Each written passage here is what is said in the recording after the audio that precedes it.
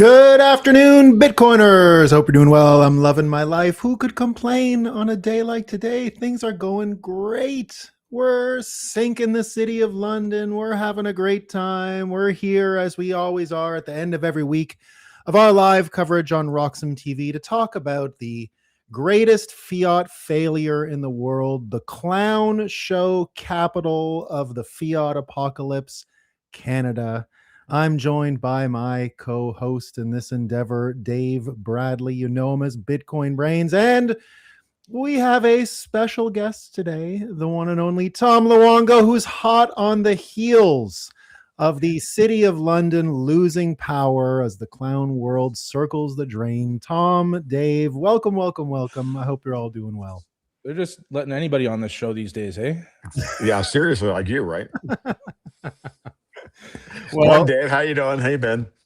Good. I was gonna smoke a cigar since you're coming on here, and it's just about to rain, so I'm inside now. Nothing's going well in Canada. Can't even smoke a cigar. Is it illegal to smoke in your private residence in Alberta yet? Have they worried about the emissions? I don't think it's illegal to smoke in your private residence. It's illegal to smoke in a bar or a restaurant or anything like that, obviously. But I don't know if they've cracked down that far. But cigar smoke really stays. So if you don't have ventilation, you don't want to smoke it inside. Yeah. No, I can tell you that. I did that when I built my office down in Florida, and it took a couple of months of fresh air and a lot of work to get it cleaned up.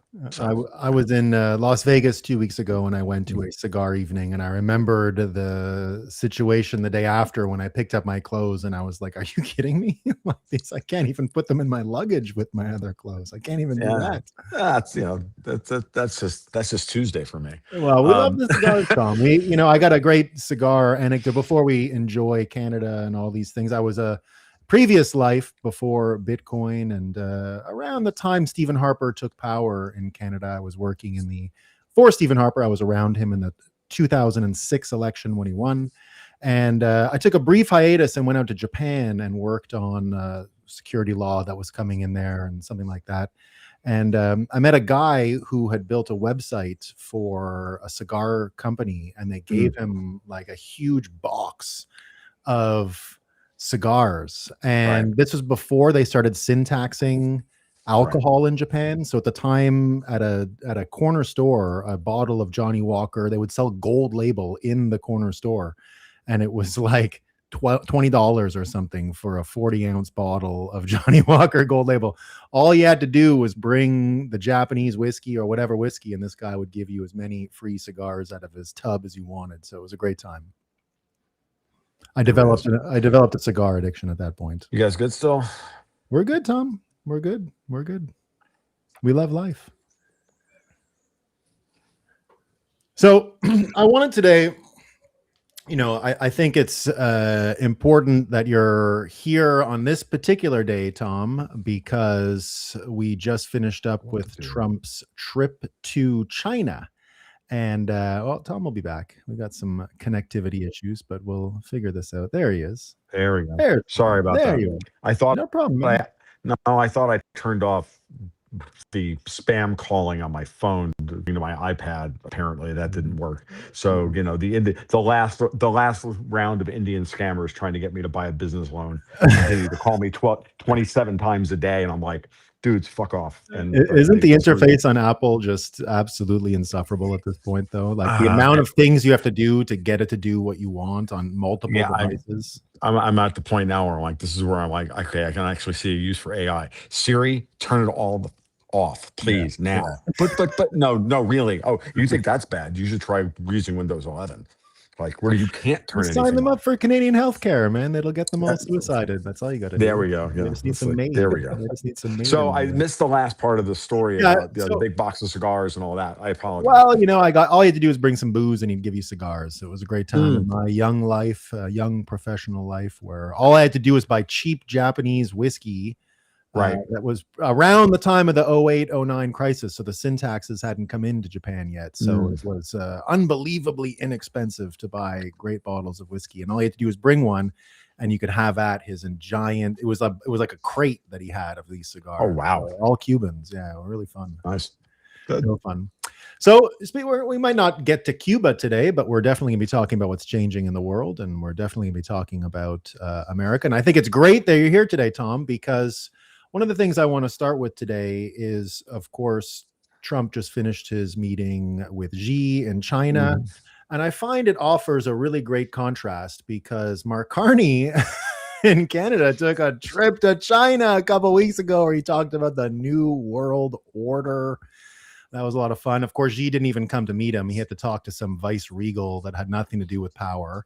And Carney's smoke blowing didn't go anywhere. But contrasting the kind of treatment that we saw Trump get, even more in particular, because when I heard Mark Carney try his New World Order thing, on the other end, in this case, when you heard Xi talk about I never pronounce it right, but the Thucydides trap. Thucydides, yeah. Thucydides, thank you. Thucydides trap. They both talked about this changing order in their own way. One of them seems realistic. One of them is just Mark Carney projecting mental illness into the world again. So, I just wanted did you see that? Did you see that contrast of Mark Trump? Oh, yeah. So that contrast has been obvious for about 2 years now. Every time an EU or EU adjacent or Davos adjacent person decides to go over to China, they're met by the doorman, the cabbie, Jerry, the fourth class functionary, some dude, right? Like, oh, and by the way, there's not even a red carpet. There's not, it's just Ursula von der Leyen, the head of the European Union Commission, is like standing around waiting for the shuttle bus, right? You know what I mean? I don't know about you guys, but that's what I saw. I'm like, that's what I see. And I told everybody this going into this meeting. I'm like, 2 weeks ago, Trump landed a C-17 or two worth of stuff for this meeting. I'm like, this is going to be a little different. And every jack off on social media was like, oh, he's going to read Trump the riot act and blah blah. Okay, you're cute and all. How about they're going to get together and they're going to get those guys over in Europe? Yeah, we're agreed, right? We need to get rid of them, and we'll work out whatever our differences are, because this is not particularly difficult. I know Dave and I've talked many times in the past, and I one day on a podcast, like kind of off the cuff, I was chatting with Alex Craner, and he just mentioned the idea of spinning the globe and looking at the world from the standpoint of the Pacific Ocean, and I went, oh yeah, ARC, America, Russia, China. Oh, look at it. It's kind of happening. And I literally, it was just off the cuff. And I was like, we don't need BRICS. We have ARC. And all we have to do is get rid of, the Europeans. And, and once we're done with that, so we're not making Korea, right? Right? Where Europe is not involved here. Yeah. So that's it. Like, it's very obvious what's happening. And I expected that. I was hoping, coming into the meeting, I was like, well, it could go a number of different ways. Xi could stand up to Trump in some, unexpected way. Or we could get down to brass tacks and look at what are China's incentives? What are the United States incentives?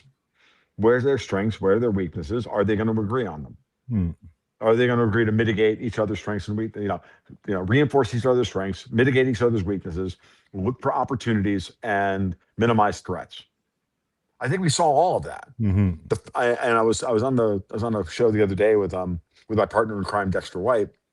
We were on Ben Kelleran's show, and Ben asked us directly, what did we think we were going to see? And I just said, first thing I expect to come out of Trump's mouth is that, hey, Xi, why don't you buy oil from Alaska? Then we don't have to deal with the strait anymore. It's cheaper and faster run for. Yeah, it's closer. There's no British choke point in the way because we control Japan now. Like, there's all this stuff. Like, hey, why don't we just do that now? And then once we do that, like, we don't need the Straits of Hormuz. And I think that's the thing that everybody needs to really wrap their heads around. And then, by doing that, also it puts pressure on Alberta to do the right thing in terms of getting aligned with the United States, because now you have a massive northern route for oil to flow out of Alberta through Alaska and then out to that port up there, and we don't have to worry about crossing the Canadian Rockies that necessarily. There's all sorts of things that can, you can start to do. We were in Calgary, like 6 weeks ago? Yeah, the end of March, and the guys were passing around the maps of the high speed rail that they want to build from Calgary all the way to Alaska. And I was watching all that, going, yeah, it sounds great. Agreed. Like, leave the shithole behind, and tell the Crown to go pound sand, and let's get that done. I think we can probably put that deal together in a weekend. I'm sure Jamie Dimon would love to finance that high speed rail, and as long as Gavin Newsom's not involved, it'll actually get fucking built. Yeah, we've had the high speed rail discussion here for like about a decade, and the real kicker, like we're mostly talking between Calgary and Edmonton. The real kicker is that the cost of the high speed rail, which would get us from downtown to downtown in about 20 minutes and make us like a single economic zone, is about 2.5 months of the money we send to Quebec. So it's no that's not going to happen in an independent Alberta. And the other thing that whole thing brings up, it kind of highlights our long-term delusional national identity as Canadians, where we've been on the world stage both economically and politically in things like a prominent position in global organizations, the G7, the UN, etc., in large part because of our physical and political proximity to the United States. And our economy has really been fueled by the fact that we have been next to the world's largest and most capitalist economy. And we've kind of just been sitting up here feeding off of that for a long time. And we've had this belief that is kind of ingrained in us as kids that like, we're a lot like Americans, but we're just better. We're just nicer. We have free healthcare. And that whole hallucination is kind of starting to fall apart now that our economies are decoupling, and it's becoming clear that an economy centrally controlled like Canada is not a safe place to invest in any kind of projects like a pipeline. It's not a country that's open for business. It's not going to be a prosperous place in the long term if they keep centrally managing the economy, just like every other time in the world that's been tried. And it's it's because we're later to cast off the imperial masters than the United States, and it's kind of a funny thing. What I would say, actually, Dave, the more I look into it, the more I think about it, and I think you've heard my rant on this. It's like, whenever the British walk away from a place, they always leave the place and then not the place, right? So the United States and not the United States, which in this case is Canada. And your description of Canada being of Canadians thinking that they're just Americans but better. Well, what a shock! Like you still consider yourselves Europeans, and so of course, what's the fundamental conceit of most Europeans? Unearned arrogance. Because of history. Don't get me wrong, I'm European. Like, I'm of European descent. I'm 100% Italian. Well, okay, I'm a little Sicilian, but for the most part, I'm Italian, right? And when I had hair, it was curly, so that obviously means that there's some Moroccan in there, or some other something, right?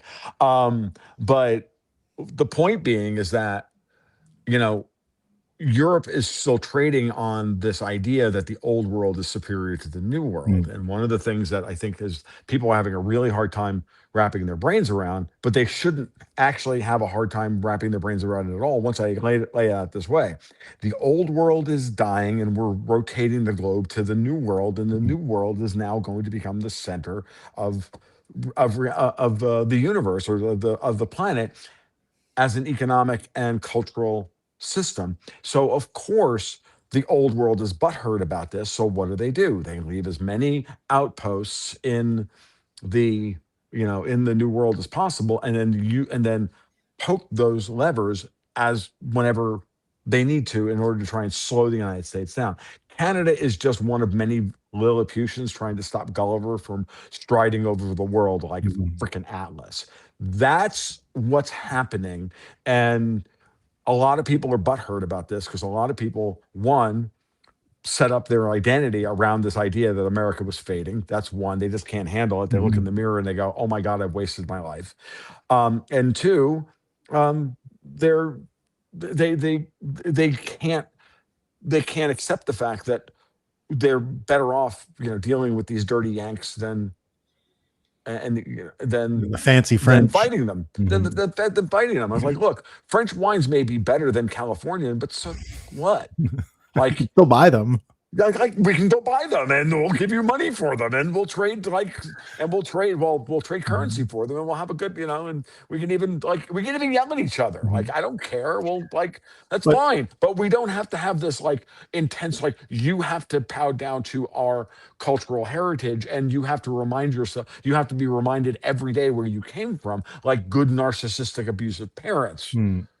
Because that's who they are. This is just family system shit writ large, folks. This is nothing hard for people to get to wrap you shouldn't have a hard time wrapping your brain around this idea.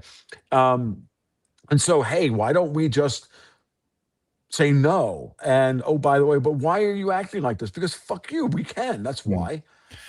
It's not hard. To me, the financial implications are that, Canada was created really for want of banking. It wasn't created because there was some ethnic group other than Quebec. Quebec is a true ethnicity they are the Canadians. That's why it was stolen. The word Canadian meant French Canadian.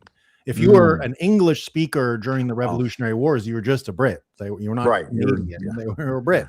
If you were French Canadian, that's why they even had to steal that. So Canada was created literally because the Civil War ended and London looked at Canada and said, we actually can't invest money there anymore because it will just be plunder, and it will lure up and coax up the Grand Army of the Republic, and they'll take whatever is valuable. And there was a British Columbia. I'm from Quebec. I live in Vermont as well, but I'm from Quebec. That's Montreal you see behind me. And, the point of the country was there was a British Columbia. There was a Eastern Canada. But the point of centralized, that's why Canada copied American federalism exactly in division of powers, but it made banking federal because what money we had left, we had to create this banking centralization in order to finance East-West infrastructure. Right. And I said, the minute we didn't build East-West infrastructure, which is the point of Canada, the minute we didn't build the pipelines, the minute we didn't stitch the country together East-West in terms of economic alignment, we exposed Canada to north-south pipelines, north-south infrastructure, even describing a north-south rail line that would go to Alaska. The point of Canada is to never build north-south. It's to build east-west using centralized banking. And if you don't build east-west, you're just left with the banks, which is why Canada simply cannot survive, because if the banks are keeping you from being rich, then you got a problem.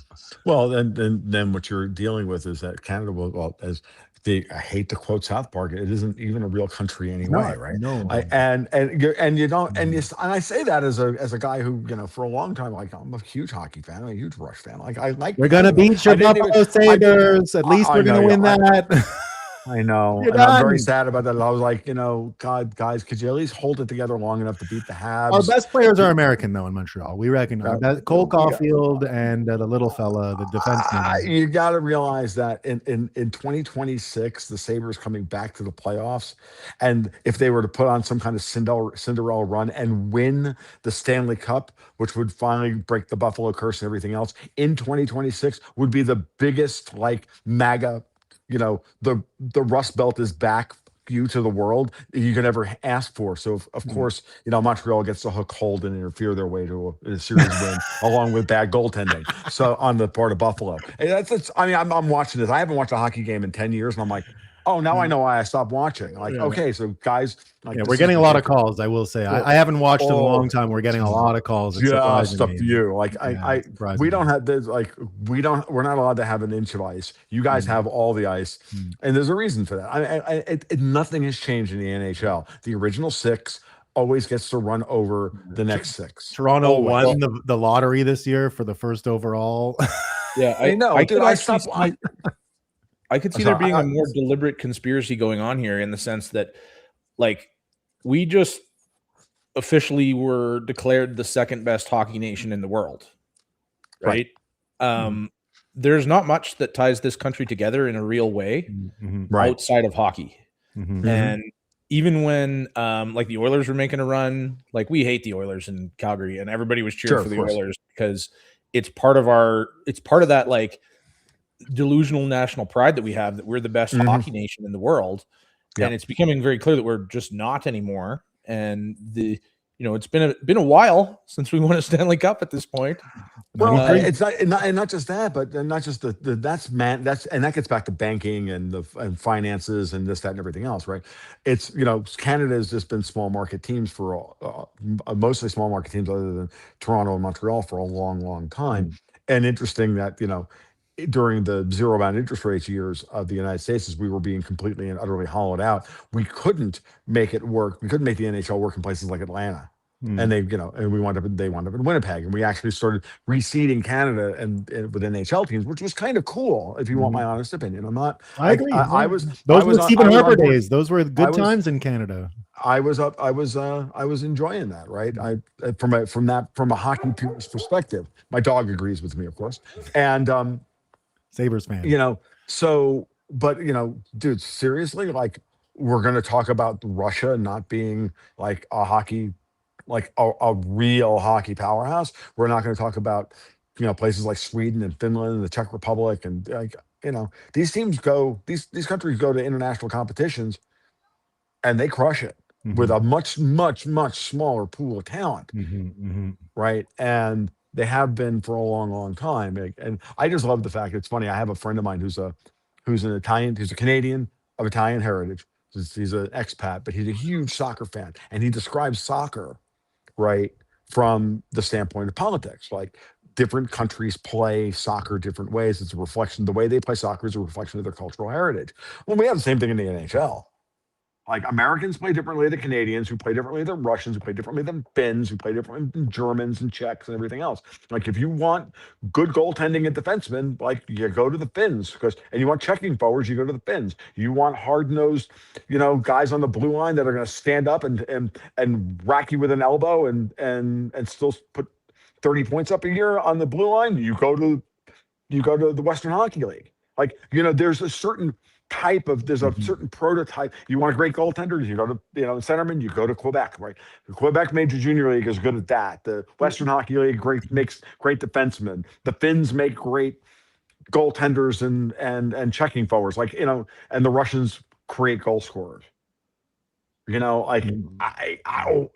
So I'm not a huge hockey fan, but I can definitely tell you that the first time we get an international game of Alberta playing Canada or whatever is left of Canada, I will be in the front row. Oh, hell yeah. I've been fighting for that for years. I'll be there with you, Dave, because I'll be rooting against. I mean, dude, when it comes down to it, my favorite Canadian team is still Edmonton. No offense to the Calgarians in the audience. I've just never been a fan of the Calgary Flames. But it was when Edmonton nearly lost their team, but they were in the same boat as when I was falling in love with the Sabres. Edmonton was in the same boat. There were two small market teams punching above their weight with superior organizations doing, trying to hold on to excellent talent. So they had a great underdog storyline. They weren't talented, they played with heart. And so this is why, the first time I went with Sean Newman and we went over to Lloydminster and we did the evening with me and Alex Craner, I walked up on stage with my Edmonton replica jersey circa 2003, like that jersey, right? And I was like, this is important. This is real, dudes. I didn't go up there with my Sabres jersey on, So the chances are that some refs in the NHL might be getting a few checks from Davos to hold this thing together. Honestly, it's just the competition. It's just the old competition committee bullshit. Like, I don't know if Jeremy Jacobs is still in charge over in Boston. I haven't been following. If he, hopefully he died. That little fucking prick. But like, I watched, them come out of the lockout. I used to write for the NHL. I used to blog about the NHL back in the days. I used to write for AOL Fan House, for Christ's sake, right? I remember that now. And I knew I recognized you. I knew I recognized you. That's interesting. Okay. So, but I remember coming out of the lockout, right? And I'm a Sabres fan coming out of the lockout. And everybody said, we're going to open up the game or we're going to, okay, fine. They did for about 3/4 of one season.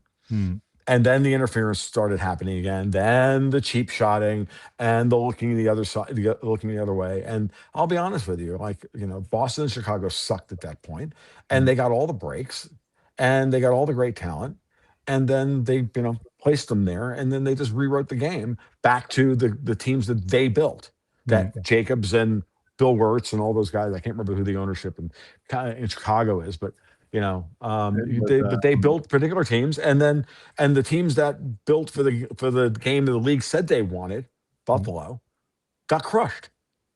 And the Ottawa Senators, and you just watch the Eastern Conference. They just went and took cheap shots. They just ran the Sabres off the ice, like by just cheap shotting them. LA got the same advantages. LA was getting they could play as rough as they felt like, and they had that mini dynasty, and no one cared, and no one cared. It's the same thing. I've been watching this for years. This goes back, and I'll be honest with you. This is part of the reason I hate the Philadelphia Flyers. I was going to say, whenever Montreal met the Flyers, I knew they were not going to let us win. It was not possible. Right. It didn't matter what happened. They would like the Philadelphia market.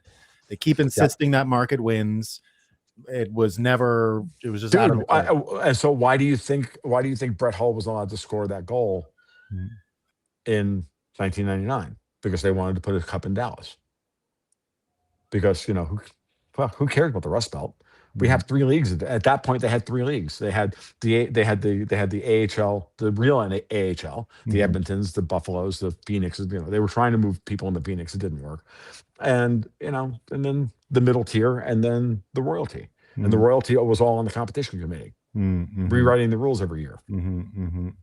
Now Florida got to do it for years. Multiple. This whole decade's been Florida Cups. It's just it has been 4 out of 5 this decade. Yeah, those teams were good though. They're good. They're very good. Yeah, they usually get loaded up. They're not. It's not complete cheating. It's not wrestling. It's not. It's not. I mean, especially I watched that Carolina, was it not Carolina, the Florida Edmonton game 7 2 years ago, where they Edmonton lost 2-1. I'm like, these are 2 equally matched teams, brilliantly coached. Edmonton made 2 mistakes. Florida made 1. And they all wound up in the back of the net. Like, that was the game. And it was like the other 58 minutes was the tensest. It was one of the tensest, best played hockey games I'd ever watched in my life. And I was, of course, rooting for Edmonton. I wasn't rooting for Florida. Even though I'm from Florida, I was rooting for Edmonton the entire time. It was, let's get a cup back up in, let's get some pride back. And this is before Canada. At this point, of course. But this is, of course, before Canada went freaking crazy because Trump had the nerve to insult them. Yeah. At this point, I really don't want a Canadian team to win because the result will be Carney gloating as though somehow he's responsible for the win. I agree. And we probably just end up with more tariffs on something stupid for him talking some shit. Well, no, I agree. I agree with you. I want to see Buffalo beat Montreal here for that exact reason, Dave. It is to let everybody know the world is going in that direction, that even the Sabres can win. I live in Barbados in winters, and I watched the Olympic hockey down in Barbados. And of course, a lot of Canadians showed up for the game. There was no U.S. fans except me because I was rooting for the United States in that tournament, obviously, because of these same reasons. And you should have seen the weakness of the Canadian fans when I celebrated at the end. Like they're not even willing to get angry about it. It's just they just have to leave your presence. They can't handle, like you're saying. When people, like what you said before, people had made their whole identities on all of this change, which is why I think that the persuasion that we're in now, like as Bitcoiners, we know that nagging people and saying you're run by a banking cartel, that doesn't work. You have to get people involved in a storyline of heroes and villains and kayfabe. And, I talk about kayfabe a lot on my show every day. I'm a big believer that Trump being in the World Wrestling Hall of Fame, I'm a big believer that if you don't understand wrestling, you actually can't figure out what's happening in the world right now. There's no way. I agree. And when I look completely at the kayfabe of Mark Carney, he wasn't a wrestling fan. This guy doesn't really get the kayfabe. I think he's playing straight, and it's not working out for Canada. It really isn't. Well, but it's funny. It's clear that that what they're doing is that there's 2 things going on here. That Carney is running an offshore money laundering operation for the Bank of England, in order to ensure that the Bank of England and the ECB stay solvent. Okay, while this is all going on, that's one of the things he's doing. You can go watch the American Treasury International Capital report every month and watch Canada like flip out 60, 70, 80 billion dollars with the US Treasuries every month. It's insane. Like they're buying 50 billion one month, they're selling 80 the next month. It's just go back and forth. They're just like it's just a game that they're playing to keep the offshore British dollar markets uh, uh, capable of moving headlines that they want to write while keeping the Bank of England from imploding. That's the first thing that he's doing. The second thing he's doing is he's obviously setting up a fast track to push Canada into the EU because they know full well that once Trump is done with Iran, once he's done with Cuba, both of those things could be done in the next couple of weeks. He is going to bomb Iran into the Stone Age, by the way, in the next probably 96 hours. Maybe it may take him longer, but I don't think he's going to wait around. I think he's done with He might not even need to bomb. He's not in no rush anymore. No. He is. He's going to bomb them back to the Stone Age, declare victory, and leave. That's what he's going to do. I believe that. Yeah. No, I guess he has every right to at this point because he knows exactly what that's going to do, which is it's going to cause downstream effects through all of his enemies for the next 10 years, including Iran and Europe. And this is why, like, just before we got on, I saw Frederick Merz come out and screaming that Iran needs to get back to the negotiating table. There's a reason for that, because the euro is starting to fall over. We're getting the beginnings of a dollar liquidity crisis. The dollar's going to end this week up at about 99.55 on the USDX. The euro is rolling out of bed. Oil's going back to 110 because everybody's positioning for Trump to actually make good on the next round of talks. So all he's going to do is blow up Carg Island. And a couple of refineries. But can he just take it? Yeah, why? Why even do that? Why even leave them the lifeline? They were given the opportunity to act like humans, and they chose. And these anti-civilization, non-agreement capable Persian death cultists are done. That's it. It doesn't have to be nice. It doesn't have to be moral. We're Americans. We're not polite. So fuck you. That's why we bomb this shit. China's going to buy oil from Alaska and the Gulf of America, and we'll walk away and go again. Now you deal with it, Europe. You didn't want to help us. You didn't want to do any work. Great, and we're done. And so Merz is feeling that. He knows exactly what that means. It means that, again, it was funny. I just did another show with Jesse Day like before we got on this morning. Just a couple of things I noted in the last 12 hours to get back onto why you guys actually have me on the show, which is not to talk about hockey, but though I love talking about hockey, which is that my friend Tracy Schuchart had a great tweet this morning, which she said, oil markets think in terms of days, right? The actual futures market. Physical oil markets think in weeks. How am I going to get the oil from the loading to the refinery and unload it and refine it and turn it into products? The product market think in months, the supply chains think, and the companies think in quarters, and the investors think in years. We've had this disruption. These disruptions are going. If Trump bombs Carg Island and the Iranian infrastructure this weekend, like, guys, the downstream effects of this, of the people who are most vulnerable at that end of the chain, are going to be fucked for the next decade. Especially and that is Trump's calculus. How much, because I believe they're connected, and I want to hear from you, because I've been thinking about, people like, why did Trump do Iran when he did it? Of course, the low IQs said it was Epstein, but everybody knows no one cared about Epstein for a month before. If Trump's not at the end of the rainbow for them, they don't care about Epstein. So that's why he's got to turn the kayfabe every time to him being the target. That induces interest. If he does a heel turn around Epstein, then suddenly everyone wonders. But what I thought was more important, and it's what I said, I did a Bitcoin Magazine broadcast on the day of Trump's inauguration, and I said the number one story of 2025 I was looking forward. It was an Outlook show. I said the number one story of 2025 is actually about the subordination of the Federal Reserve to the Treasury, to Bessent, and that has always been the number one story, because it looks like we get one more big print. It looks like we're going to be able to print in this fiat way one more time. And a rug pull from abroad or a rug pull from another country after we do the print would actually potentially hobble America forever. So everything had to be timed for today. For today being the day where Warsh is now the chairman of the Federal Reserve, where the trip to China had to take place around that time too, because the relationship there is different. And when I look at what Warsh offers, Warsh really does believe that this economic productivity miracle is possible, that there is a formula that they could use to fund all the energy build out, that the AI and the Bitcoin mining is a mechanism actually to fund energy build outs, because like Ford building River Rouge in Michigan when he did, you had industry that used to build our electrical systems. And that kind of went away when the 1950s, 1960s model switched, and we weren't really a productive economy towards the 70s. And now it's governments building energy systems, which is why we didn't get anything done. We didn't build a nuclear reactor in 40 years or something ridiculous. No, that was done on purpose. Done on purpose. So looking at all this, is my read on this correct? That the timing of all of this was to set up today? Today, everything had to happen for today? That's an interesting. I maybe I'll say maybe. I hadn't thought about it that way, so I'm not going to I'm not going to commit to that one way or the other. I will say though that what's the first thing that War says? Bitcoin's the new gold. Now, why does he say that?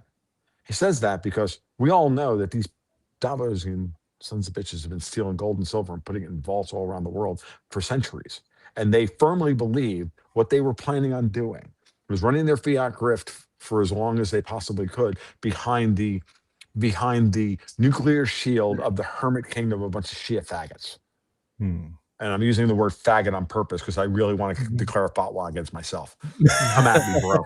Salman Rushdie is your model. Yeah, so he's absolutely, that's why the beard. They left him with an eye. It's pretty good. Okay, so my point is that when you put it in those terms, because again, I'm a dirty American, because fuck you, that's why. When you put it in those terms, they were literally thinking, well, we're going to continue to run this digital money grift, and we'll just morph it in the digital system, and we will control energy flow and global trade by having a nuclear power sit over all of the geographic choke points, shut off nuclear power capability, keep us all on an oil standard for as long as possible, because that's where their control mechanisms are, right?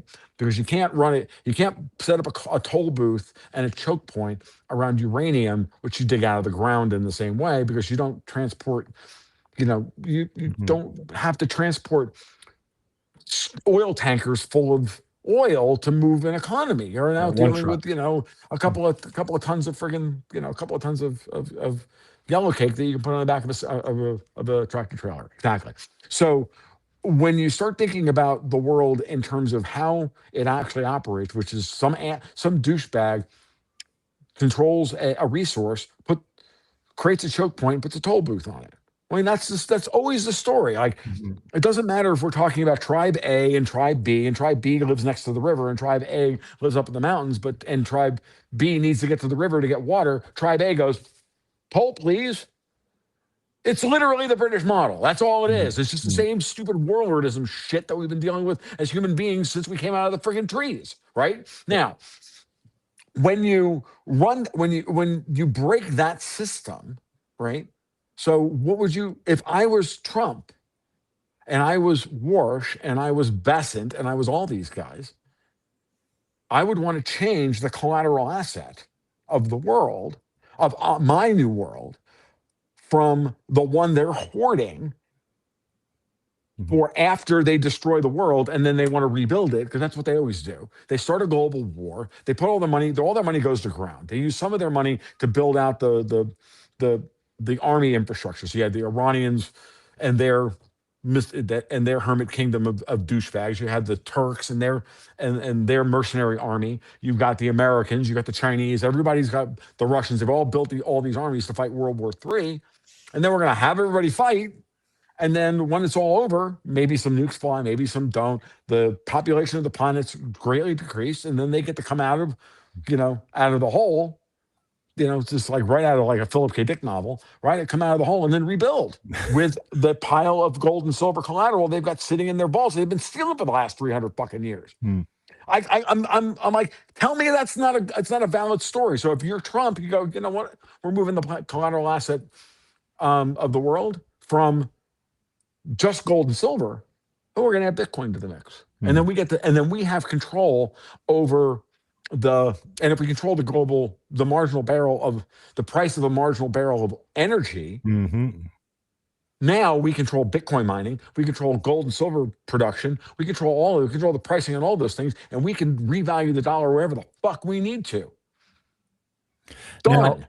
Everybody wins, except for the Hermit Kingdom of Shia faggots, City of London, another bunch of fucking faggots, and of course, and the obvious faggots in France, because Emmanuel Macron is not going to survive the French people.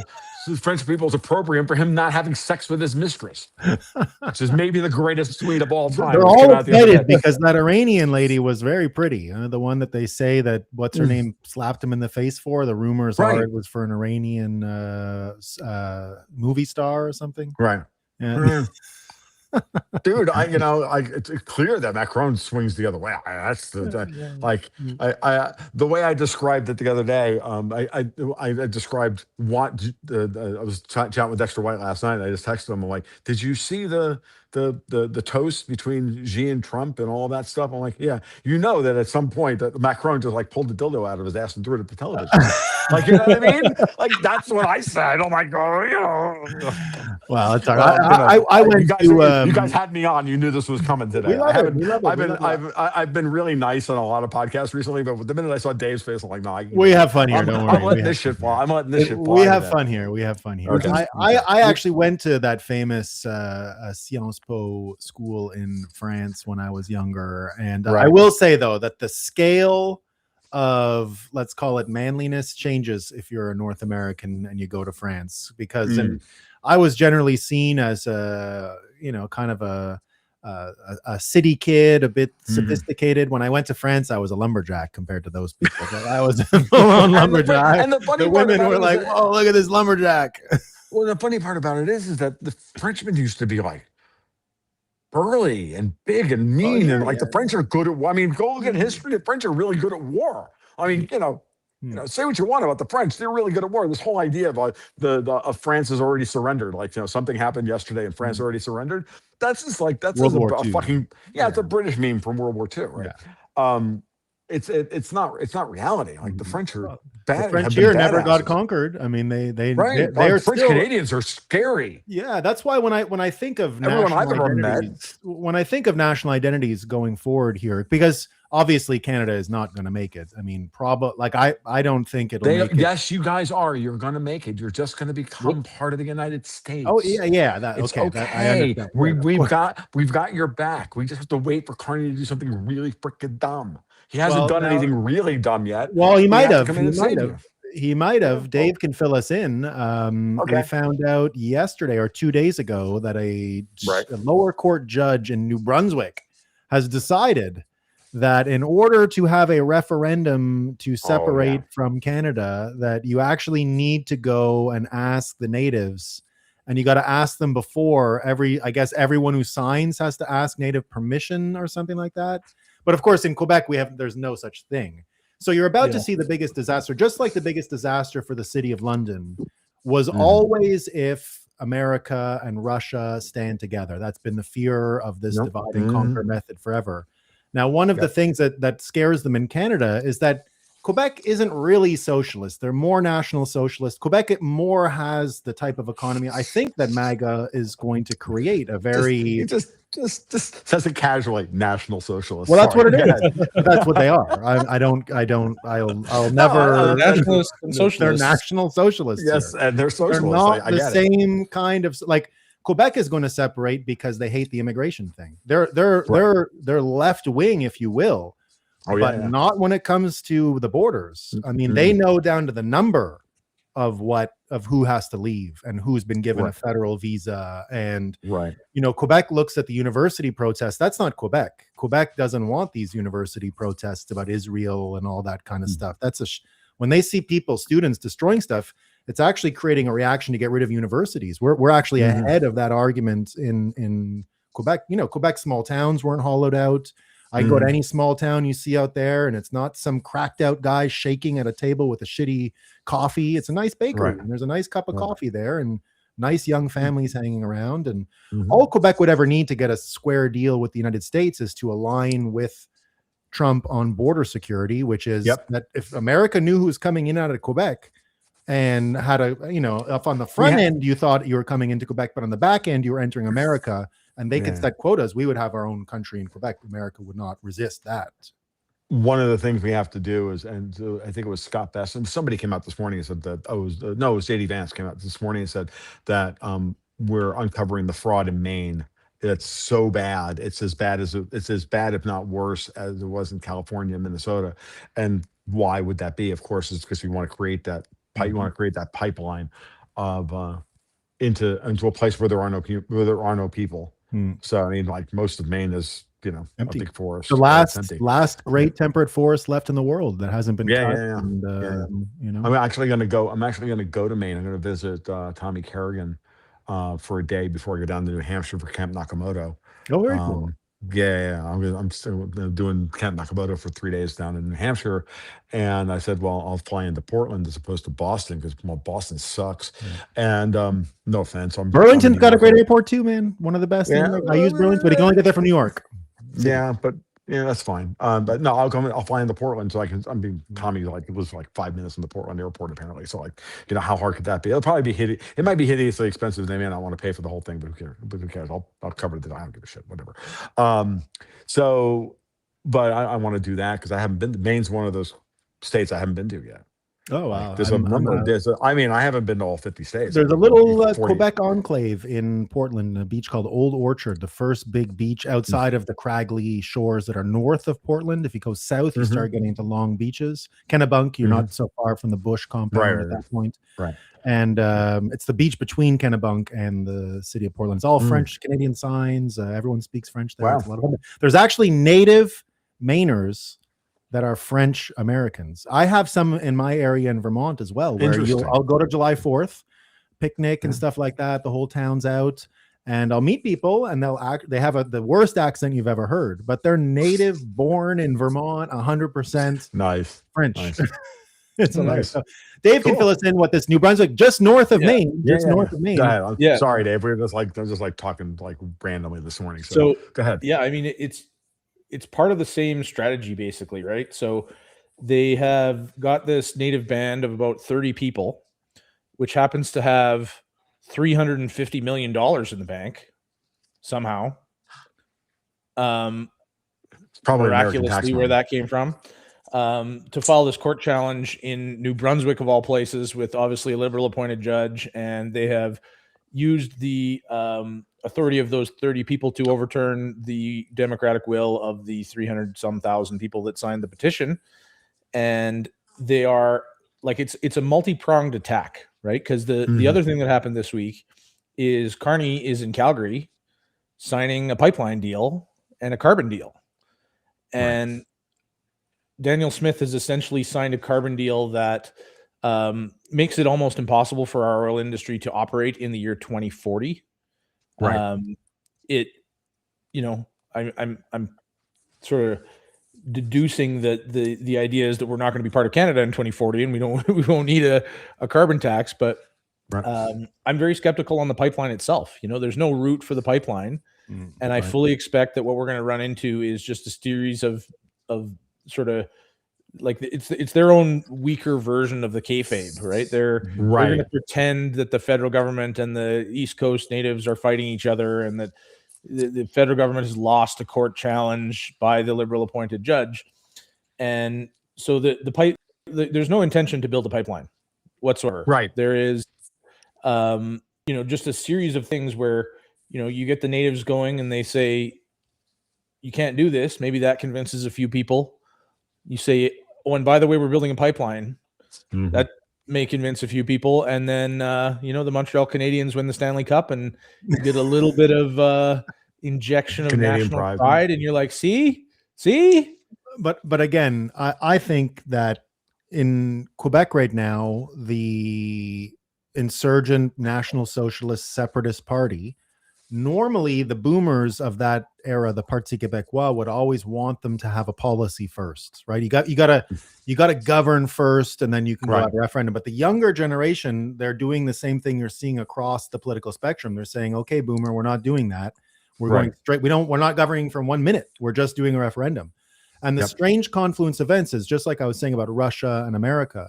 The worst thing that can happen is that Alberta is not truly conservative in the Bushian or Paul Ryan way. They've always been populist. It mimics a lot of conservative or right-wing ways, but they've been more populist in their history. And Quebec also is more populist than it is right or left. We don't even have right or left politics in Quebec. It's separation, sovereignty, or not. So the Quebec argument and the populists in Quebec, that's the big fear in Canada for the Laurentian elite, is that when the populists in the West and the populists in Quebec combine, that's what made Brian Mulroney. That's what made Stephen Harper. That's what makes an axis of power that the City of London edifice inside of Canada simply cannot manage. It's a vestige of the old American populist political rural identity that is not connected to Europe at all. Those French Canadians, Quebec is more Texas than Texas. We got rodeo, we got cowboy hats, it's hillbillies everywhere. The French will never see them as sophisticated European. The French know that. They know they're to Quebecers, they know they're Western pioneers. They're west of France. And their identity is still like a Western type of people. So that populist thing in Canada coming together is a very dangerous cocktail for Canada. Yeah, no, that's something I hadn't really considered very much. So I'm glad we went there, Nolan. Thank you for pointing that out, because it's something that. But I've heard the same thing from a friend of mine, my friend who's from Toronto. He's like, I go up into the wilds of northern Ontario, and you get outside of the Greater Toronto area, and it's all. They're all just like everyone else. They're all just like, small town American. Like, they don't like any of this stuff, but they're completely overshadowed by the size and scope of the GTA. And because of that, you can't, it creates false divisions within the Canadian identity. It's important. It's like there's a thread that runs all the way from Quebec all the way through northern Ontario, across Manitoba, across Saskatchewan, and into and all the way to Vancouver. Like, that's the Canada we want to be a part of, and we would like to be allied with. And either I don't care if you guys were a separate country or not. I don't really care. I told Dave what I think as far as how you guys should move forward if you want maximum assistance from the United States, which is when you go for independence in Alberta, the next response is going to be kinetic, and therefore you want to have a real legal relationship with the United States. I'm not that worried. Maybe not, but I mean, dude, like they moved an awful lot of Indians into that friggin' place, dude. I can't even like. Well, and that's what I'm talking about. But I'm not talking about the RCMP. Like, no, like, dudes, you guys can hire a bunch of GWAT veterans from Idaho or Montana, and they'll take care of the RCMP in like an hour and a half. I'm not worried about it. I know these guys. I'm not worried about that. I'm talking about the scores of the hordes of people that they brought in. And that's going to be a bigger problem. But of course, part of the reason to bring them in, of course, is to get them to vote against any kind of. That's starting to go around the internet a lot. This whole Indian drafting into countries because of the history of being good imperial lieutenants, I guess you can say. That would be. And so, by the way, and that's another interesting angle on what just happened between Xi and Trump, is that Modi is in serious trouble. Why? Because he's been banking on Iranian oil to keep his grift going, because he can't get the Russian oil anymore to sell to the Europeans and make the money off of that in order to buy the Iranian oil. Trump takes the Iranian oil off the board. India is the big loser. Really? Yep. And that's why Modi is beginning to scramble. And he's in UAE right now today. And we can watch that whole project like collapse because look, their human export industry is the problem. And they're doing it on purpose. This is India and Turkey are both doing the same thing. It's like Modi and Erdogan, okay, don't hate the play, I hate the game, but both of them are clearly, keeping one foot in both camps all the time, playing, both sides off each other to get what they want. Okay, fine. You could view it that way. You could also view it that they're not agreement capable because they're just a bunch of freaking London satraps, and they're no different than the Ukrainians, they're no different than the fucking Iranians, and no different than the freaking Qataris and everybody else. Like when Cuba falls, which Cuba might fall this weekend too. Could be. It looks like it. I hope so. Right? Yeah, we all hope so. We're running low. Get them cigars. We want the cigars, man. They've kind of destroyed the I visited all of the original factories and some of the stores years ago. Right, you're Canadian, you can do that. Yeah. And I went down and lived off the private economy. I don't know, 15 years ago or something like that. See how possible it was, and it was a fun trip. But I would never go again. It's too crazy at this point, But I mean, the Potemkin village, like Havana in social media to hell and that's back. Lost too, though. That's finished. Yeah. 10 years ago, it was still possible. Not anymore. So that's got to be fixed.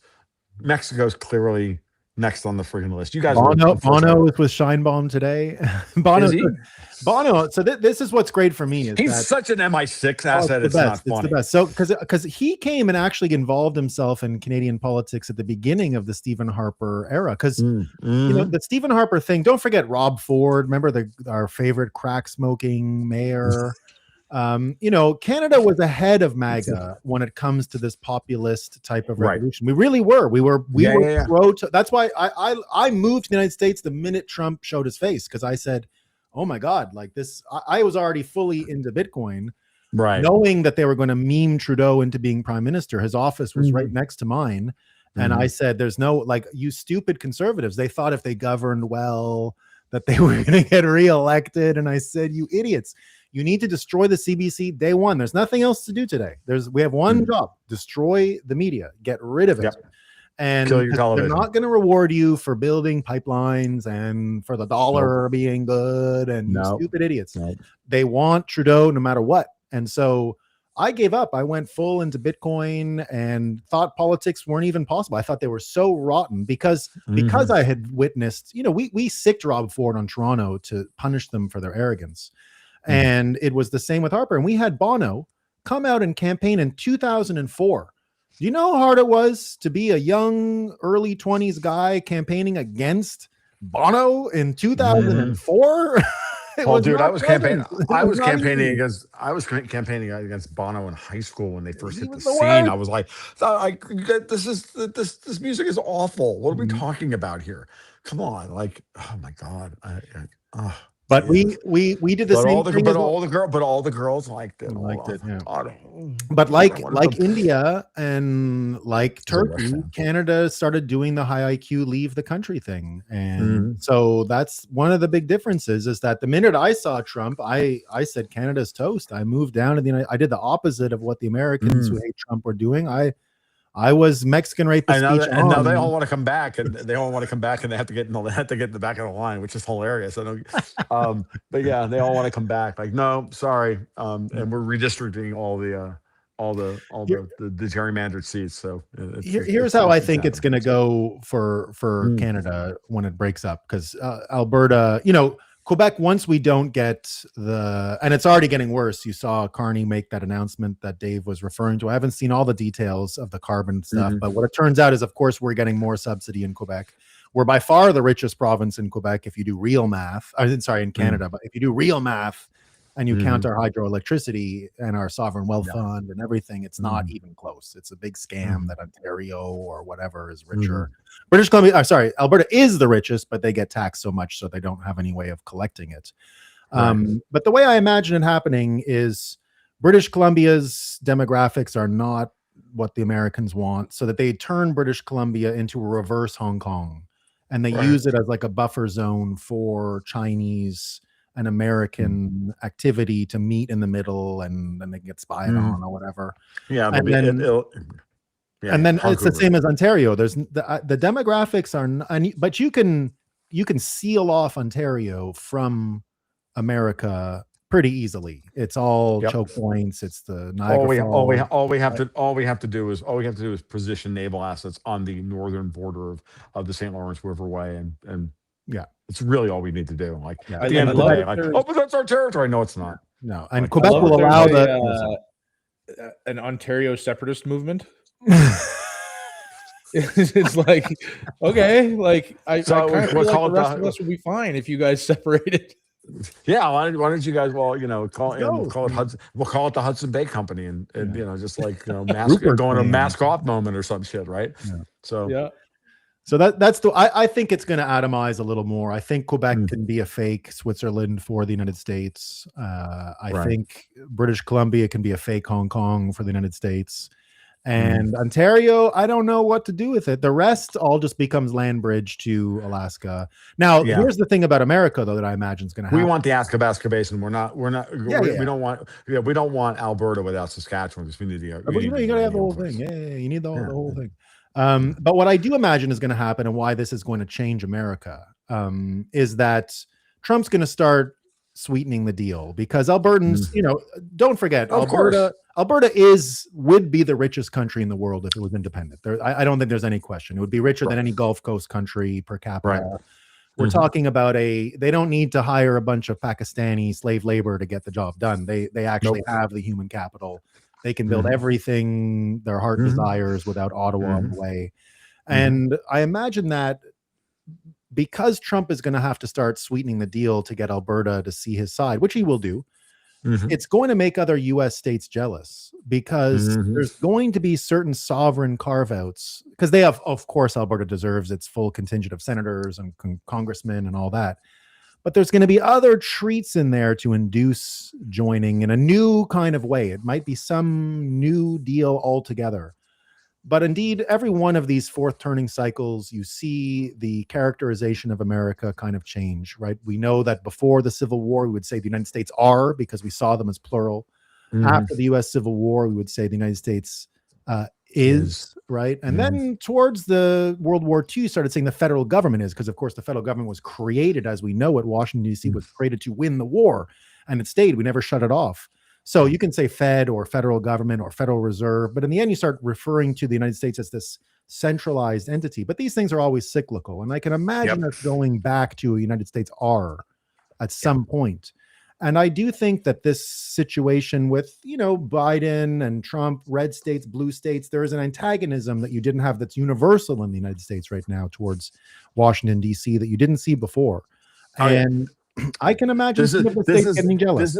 This is actually the danger of them trying to use the extreme individualism of libertarianism as a means by which to drive a divide and rule play, because that's clearly what they've been doing with the libertarians, whether the libertarians understood that they were being used as useful idiots or not. But that's clearly obvious now in the era of Trump 2.0, how they're being used and how all of their leadership is completely fucking tone deaf, right?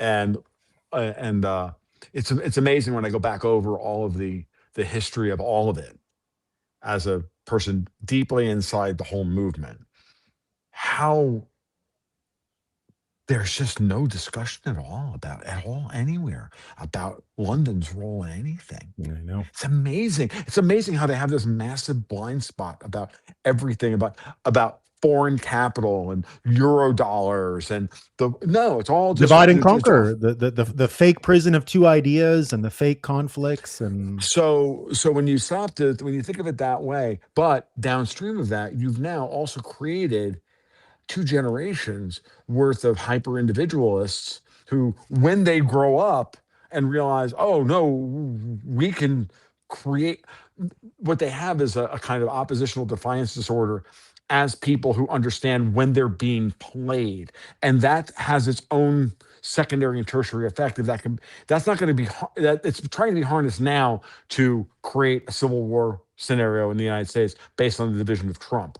But once Trump runs the table on everything, what you're going to wind up with is a long-term demographic shift, not popularly, but kind of described by the Zoomerwaffen here in the United States, who are going to be like, yeah, I know, we want the Zoomerwaffen. Very good. Watch the 20-somethings. I'm not kidding. I raised one, unfortunately. Not unfortunately, but kind of unfortunately. Like these kids really get that the system is fucked. They have absolutely no allegiance to any institution whatsoever. They don't even trust, half of them don't even trust freaking Bitcoin, for Christ's sake, because they see everything as an operation.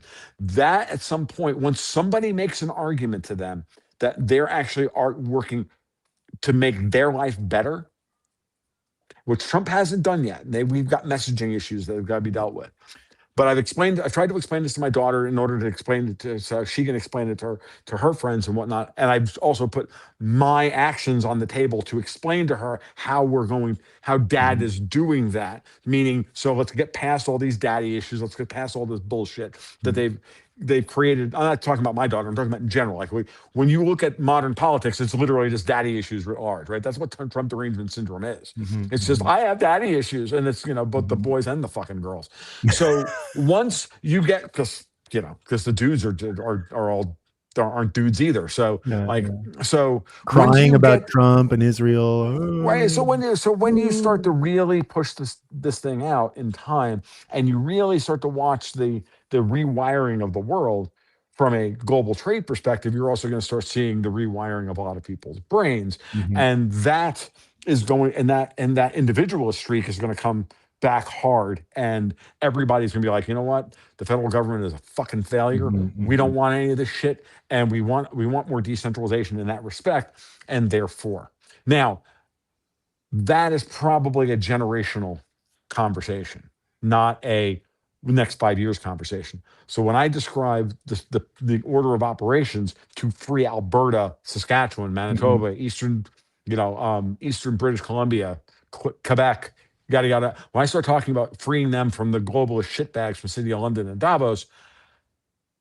your best bet is the legal structure of adopting the legal and defense structure of the United States in the short term, and then work through all of that stuff, and then when we have our political shit together, we can bring y'all in as full states with full rights and everything else, and then it's the golden age. Then we get the best of both worlds.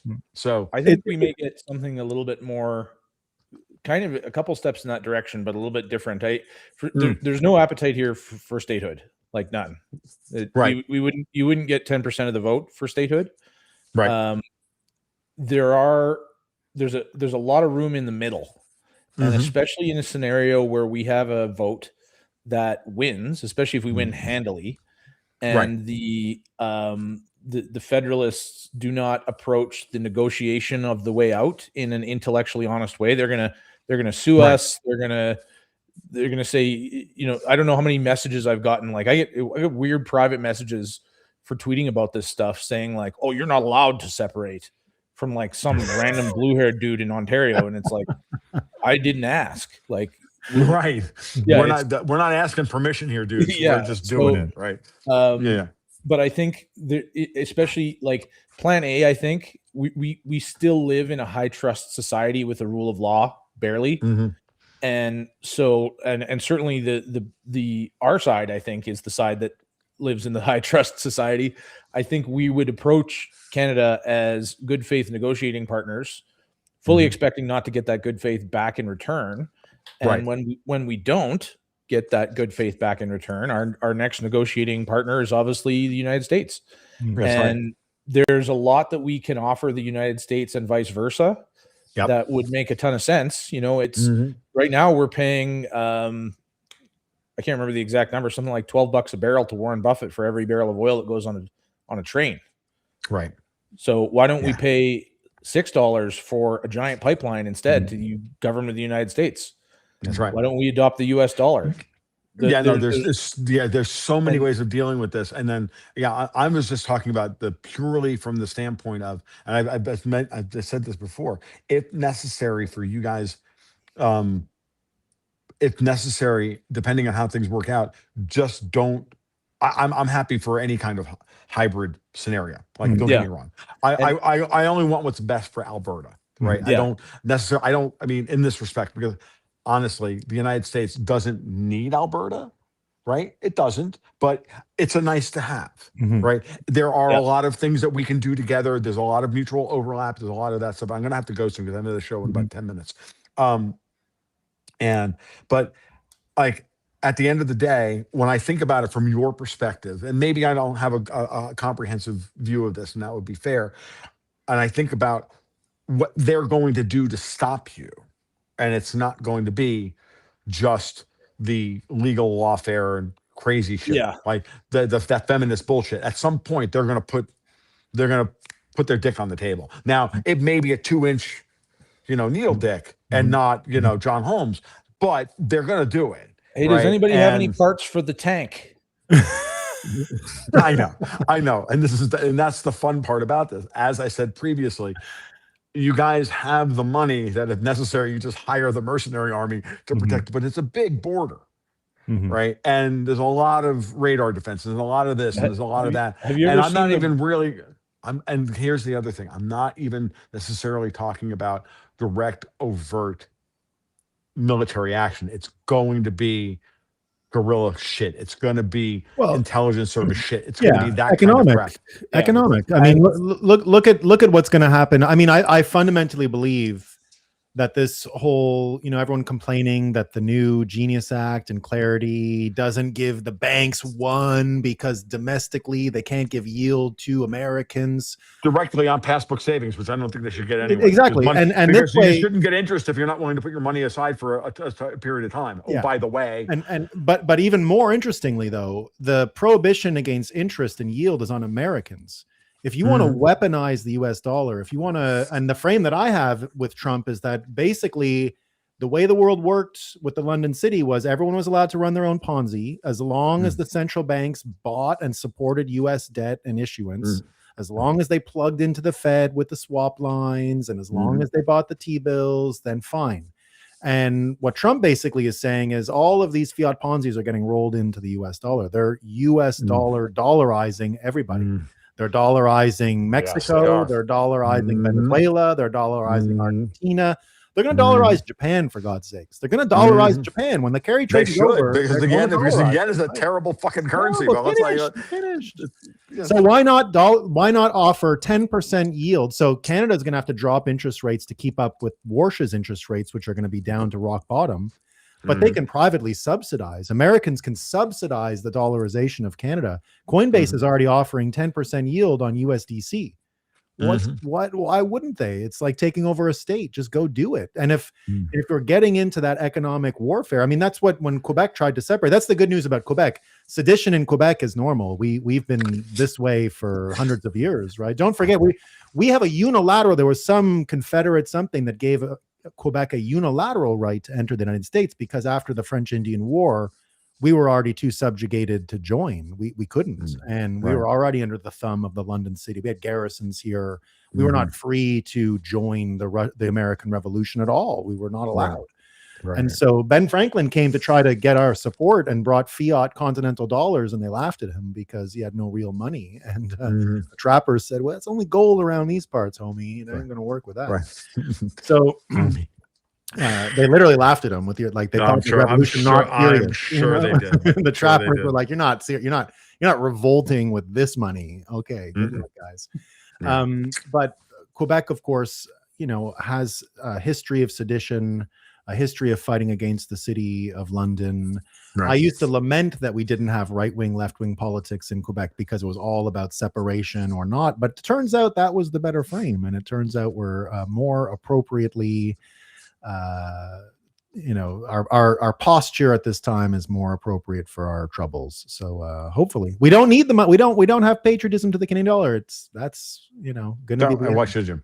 I am gonna have to run. I need to recharge my AirPods and get going. So that was great.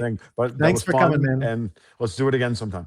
Take it easy. It's always good to catch up with Dave. You guys take care. You have a great afternoon. We'll talk soon. Peace. See you. Bye-bye. There you go, Tom. Take it easy, man. All right, team. That was Tom Luongo signing off. That was a lot of fun, Dave. I knew you were friends. I didn't know you were that friendly with him. Yeah, I met Tom for the first time at the Cornerstone Forum that we've talked about a couple of years ago, and it was the one in Lloydminster.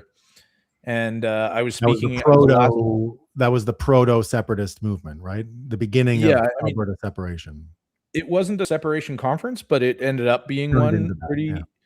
Yeah. It was in Saskatchewan, actually. The conference is in the city of Lloydminster, which is halfway between Saskatchewan and Alberta, and it was in the Saskatchewan side of the town. But that was just when Jason Kenney got kicked out of office, right?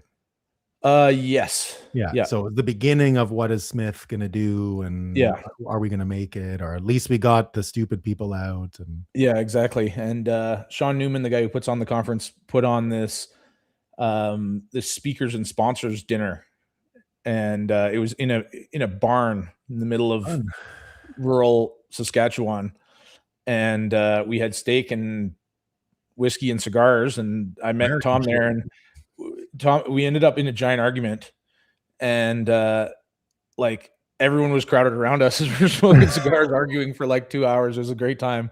And then by the end of it, we're like, okay, this guy's Bitcoin argument.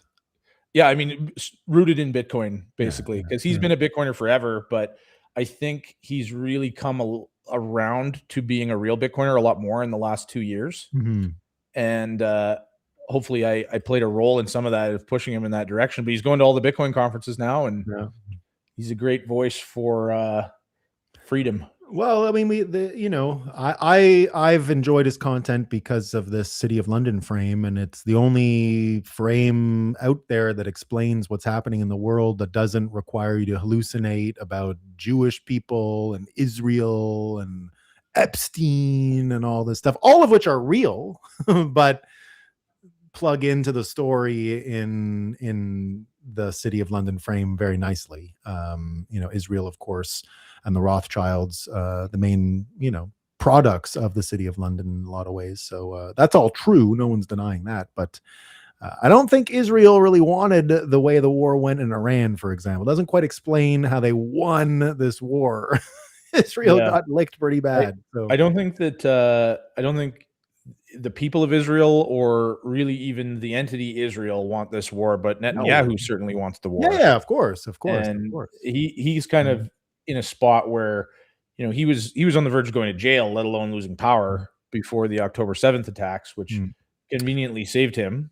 And now we're at this spot where he kind of has to continue. Like, the moment that there's no longer a war mandate, the country is very likely to throw him out. Like, this is a person who's brought death and destruction to their door. Sure. Yeah. I'm not a defender of Netanyahu, but what I mean to say is he is just a typical weak, not even quite MAGA type guy in a very corrupt country. Like, the court that's after him is not exactly a legitimate, like, I don't think he's a criminal. I would imagine he's done a lot of crimes. I saw the Adelson videos about all of his blackmail and stuff. I think that's all true. I don't think he's a swell guy at all.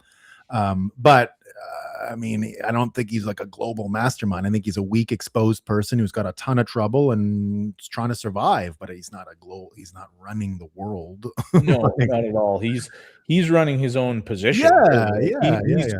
He's manipulating the Middle East to keep himself in a good spot. Like, there's no national interest happening there. There's no, you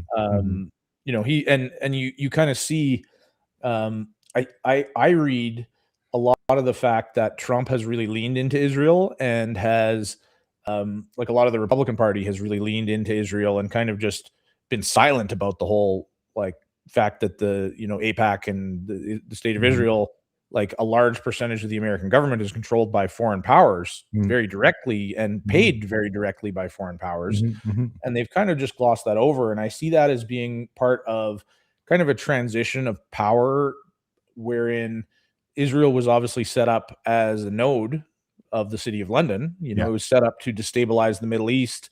That's exactly how I see it. To keep the Arabs and the Persians from having a golden age, basically, once they got oil. And it very effectively has done that, obviously.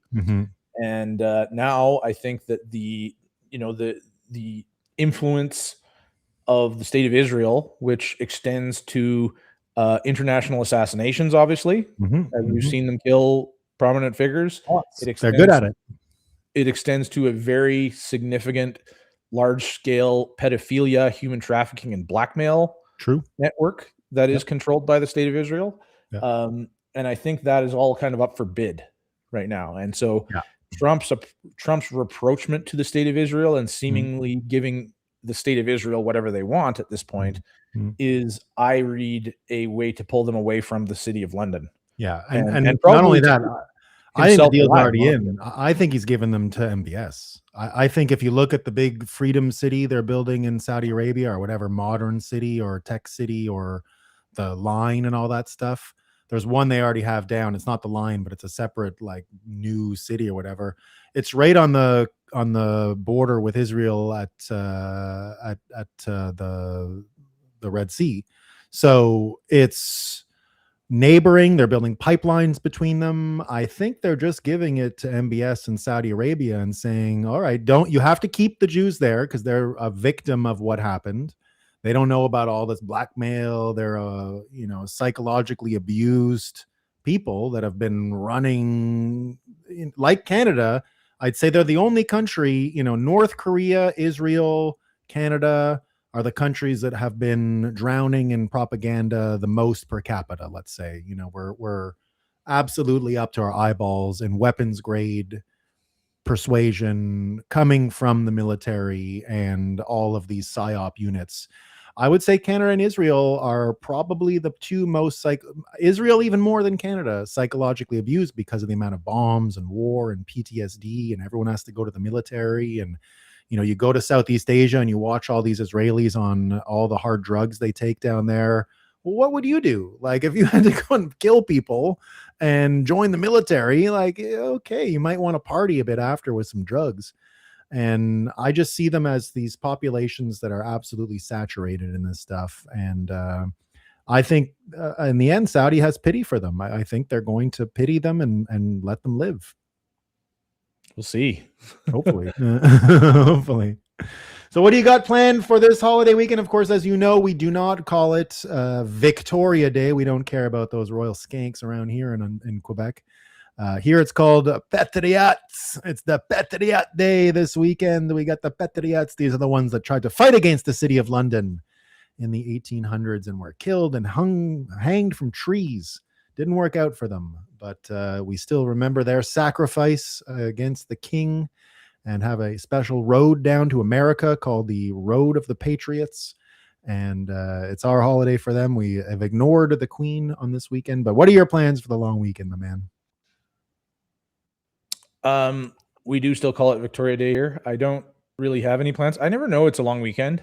Like, I haven't had a regular job in a really long time, so I kind of work just about every day, and we'll see. Makes no difference. I'm off to Ireland next week for the Bitcoin Ireland conference, so that should be good. Is that so? I've never had an Irish Guinness, which is vastly superior to Guinness anywhere else in the world. Was that so? I've never had one with a cigar. So, well, are you going to bring cigars with you? No, but I've been assured by locals that I know that there are some illegal underground cigar lounges that we can frequent. Oh, very good. Very good. Very good. All right, my man. Well, I hope you enjoy your weekend. I appreciate you coming. So you're going to be out of town next Friday, I suppose. That I will. Yep. Yeah. And I don't know where or when I'm going to be, but I'll give you a shout if I can make it on here. I might join from an underground illegal cigar lounge in Dublin. I would totally love that if you can get some Irish guys on the show. Some Irish. They can talk about what's going on. Yeah, I mean, and there's going to be a lot of good Bitcoiners there, so we may be able to recruit someone else. But I don't know what the timeline. Yeah, I'll ping you the morning of here, and it'll be your late afternoon there, and let me know. And if you can hop on, great. If not, maybe Brad will make it. If not, I'll do it myself and bring everyone the news in Canada. Sounds good. All right, Dave. Thanks a lot, man. Have a great weekend. Sure. Peace. That was Dave Bradley, everyone. That was Dave Bradley. Let me just tell my producer I'm about to cut. And indeed, lots. A great show, fellas, says Charlosky. That's awesome. Enjoy it, Dave. Fuego guy here too. Chatelet. If there's somehow regime change in 2028, how do you see these newly forged partnerships with Russia, China, etc. surviving? No, Charlosky, they would all fall apart. There will not be a regime change. There's no voting anymore. We're done with voting. That's all stupid and finished. There's no way bros are letting the mentally ill people take over again. One way or the other, we're done with all that stuff. Just can't imagine it continuing. I hear there's a Kalshi bet on Tom's cigar. Is lit or not, says T-Dog. Yo, yo, yo. He had it. It's lit. Let's go, Tom. Indeed. The man, the myth, the legend, Tom Luongo. Let's fucking go. Indeed. Booze and Cuban cigars. My childhood in Windsor. Going LA late, says. We got the Trump is a cuck and Xi is king again. Okay. We'll see, BTC Plebinator. Trust Xi. Like, indeed. America, fuck yeah. Coming to save the motherfucking day now, says CB Van. We love it. Great show for sure. Okay, folks. We got some folks over on YouTube as well. I'm Double B. I hope you're doing well. Fiat Apocalypse Fry. Yay. Ahoy, Bitcoiners. Indeed.